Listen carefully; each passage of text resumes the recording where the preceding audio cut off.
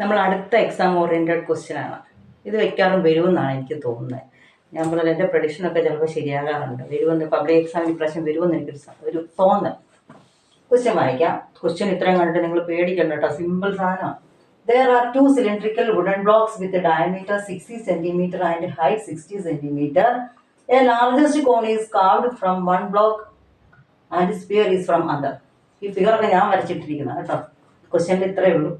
രണ്ട് cylindrical block, അതിൻ്റെ diameter തന്നിട്ടുണ്ട് 60, ഹൈറ്റ് 60, രണ്ടെണ്ണം. ആദ്യത്തേതിനകത്തുനിന്ന് മാക്സിമം ഹൈറ്റിലൊരു കോൺ അതിനകത്തുനിന്ന് കാർവ് ചെയ്തു. അതായത് ഈ ബ്ലോക്കിനെ ചെത്തി മിനുക്കി എന്താക്കി, ഒരു കോൺ ഉണ്ടാക്കി. ഇതിനെ ചെത്തി മിനുക്കി ഒരു സ്പിയർ ഉണ്ടാക്കി.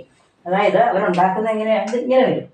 അതായത് ഇതിങ്ങനെ ഉണ്ടാക്കുമ്പോൾ ഇങ്ങനെ ഇതിനകത്തുനിന്ന് ഈ ബാക്കി ഭാഗങ്ങളെല്ലാം കട്ട് ചെയ്യുമ്പോൾ ഇവിടെ എന്തുണ്ടാക്കും, ഇവിടെ മാക്സിമം ആയിട്ട് ഒരു സ്പിയറും ഉണ്ടാക്കും എന്നാണ് പറഞ്ഞിരിക്കുന്നത്. ഇനി ആദ്യത്തെ കണ്ടുപിടിക്കാൻ what is the volume of the cylinder. അപ്പൊ ഈ തന്നിരിക്കുന്ന സിലിണ്ടറിന്റെ വോളിയം എത്രയാണ്? ഒന്നാമത്തെ ക്വസ്റ്റ്യൻ ചെയ്യാൻ പോണേ. വോളിയം കണ്ടുപിടിക്കുന്ന വോളിയം ഓഫ് സിലിണ്ടർ എന്നാണ്?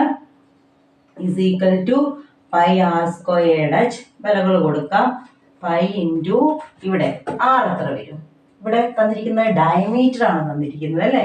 ഓക്കെ, ഡയമീറ്റർ ഞാൻ അതിന് മുമ്പ് തന്നിരിക്കുന്ന വാല്യൂസ് എഴുതാം അല്ലേ, അല്ലെങ്കിൽ പിന്നെ തെറ്റിപ്പോ. തന്നിരിക്കുന്ന വാല്യൂസ് ഡയമീറ്റർ 60 സെന്റിമീറ്റർ.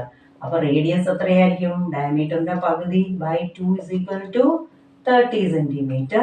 ഇനി എച്ച് തന്നിട്ടുണ്ട്, എത്രയാണ്? 60 സെന്റിമീറ്റർ. നമുക്ക് കണ്ടുപിടിക്കുന്ന volume of cylinder is equal to pi R squared H is equal to pi into R എത്രയാണ്? 30, അതിന്റെ സ്ക്വയർ. എച്ച് എത്രയാണ്? 60, that is equal to pi into 30യുടെ സ്ക്വയർ എത്രയാണ്?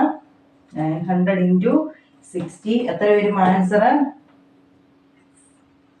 5 ഇത്രയും പൈ വോളിയം അല്ലേ? അപ്പോൾ പിന്നെ വരും സെന്റിമീറ്റർ ക്യൂബ്. യൂണിറ്റ് ഇടുമ്പോൾ ശ്രദ്ധിക്കണം. ഒന്നാമത്തേന് ആൻസർ കിട്ടി. സിമ്പിളാണ്, വെറുതെ ഫോർമുല അതിനകത്തോട്ട് ആൻസർ കൊടുത്തു. ഇനി സെക്കൻഡ് വൺ, രണ്ടാമത്തെ ഇടയില്ലാത്തതുകൊണ്ട് ഓരോന്ന് കൂട്ടിട്ട് എഴുതാവേ. സെക്കൻഡ് വൺ ചോദിച്ചിരിക്കുന്നത് what is the volume of the cone. എന്താ തന്നിരിക്കുന്നത്? അത് വെച്ചുണ്ടാക്കിയിരിക്കുന്ന കോണിന്റെ വോളിയം. വോളിയം ഓഫ് കോൺ എന്നാണ്? ആൻസർ എന്നാണ്? 1/3 പൈ ആർ സ്ക്വയേർഡ് എച്ച്. അപ്പൊ നമുക്ക് നോക്കാം ഇവിടെ എന്തൊക്കെയുണ്ട്. ആറ്. ഇതിന്റെ റേഡിയസ് എത്രയാ? ഈ കോണിന്റെ റേഡിയസ് എത്ര വരും? സിമ്പിൾ അല്ലേ? കാരണം ഈ സിലിണ്ടറിനെയും തന്നെയാണ് നമ്മൾ ഈ കോൺ ഉണ്ടാക്കിയിരിക്കുന്നത്. അത്രയും ബേസ്, ആ ബേസ് തന്നെയായിരിക്കും. അപ്പൊ ഇത് 60 ആണെങ്കിൽ ഇവിടുത്തെ എത്ര തന്നെയായിരിക്കും? 60 വരുന്നത്. അപ്പൊ അതിന്റെ പകുതി എത്ര വരും? ഇവിടുത്തെ റേഡിയസ് എത്രയായിരിക്കും? 30 ആയിരിക്കും. മനസ്സിലായോ? അതാണ് ഞാൻ ഈ വരച്ച് കാണിച്ചത്. ഈ സിലിണ്ടറിനകത്തുനിന്നാണ് നമ്മൾ ഈ കോണിനെ കാർവ് ചെയ്ത് എടുത്തിരിക്കുന്ന മാക്സിമം സൈസ് എന്ന് പറഞ്ഞു. അപ്പൊ അതിന്റെ ബേസ് എന്ന് പറയുന്നത് സിലിണ്ടറിന്റെ ബേസ് തന്നെയായിരിക്കും.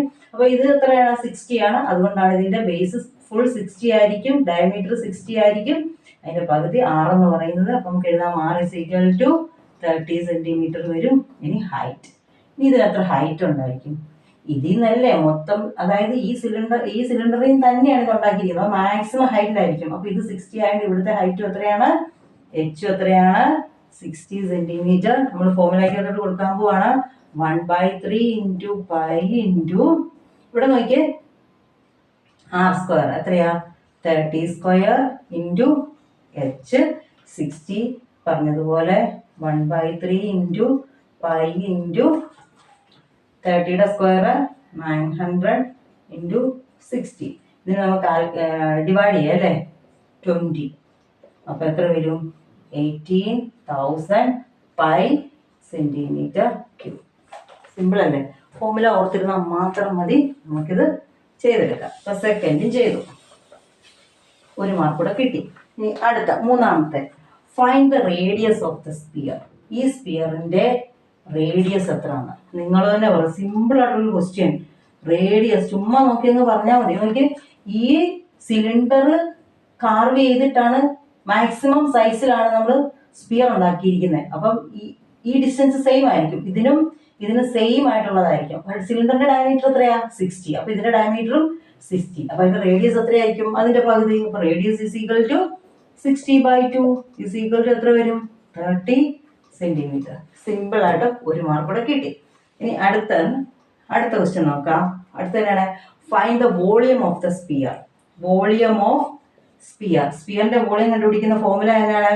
4/3 πr ക്യൂബ് എന്ന് വരും. 4/3 πr cube is equal to 4/3 into pi into ഇവിടെ r എത്രയാണ്? റേഡിയസ് നമുക്ക് എത്ര കിട്ടി? ഇവിടെ കിട്ടിയിട്ടുണ്ട് 30യുടെ ക്യൂബ്. മറന്നു പോകല്ലേ, 30യുടെ ക്യൂബ് ആണ്.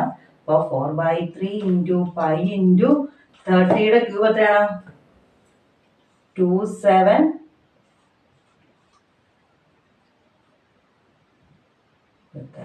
ഇനി എന്തായാലും ക്യാൻസൽ ചെയ്യാമല്ലോ. ഇത് ക്യാൻസൽ ചെയ്യത്തില്ലേ?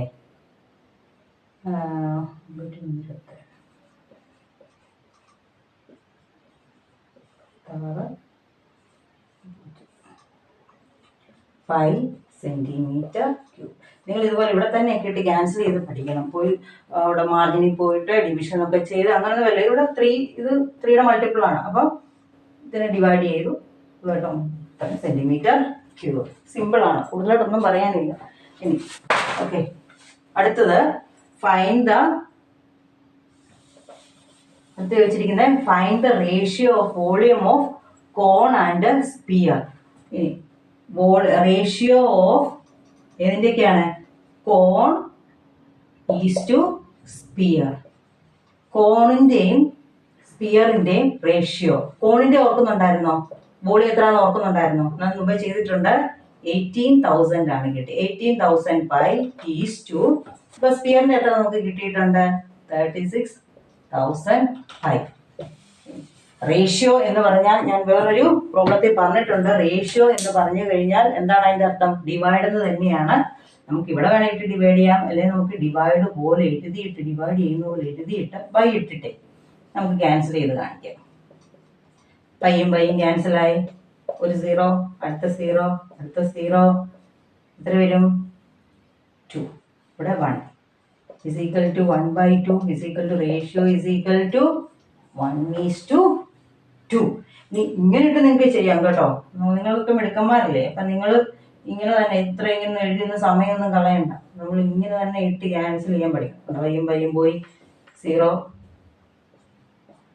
2, 1. അങ്ങനെ 1:2. 2 രീതിയിലും ചെയ്യണ്ട കേട്ടോ. ഏതെങ്കിലും ഒന്ന് ചെയ്താൽ മതി. നിങ്ങൾക്ക് ഇഷ്ടമുള്ള രീതിയിൽ ചെയ്യുക. സിമ്പിളായിട്ട് 5 ക്വസ്റ്റ്യൻസ് ആണുള്ളത്.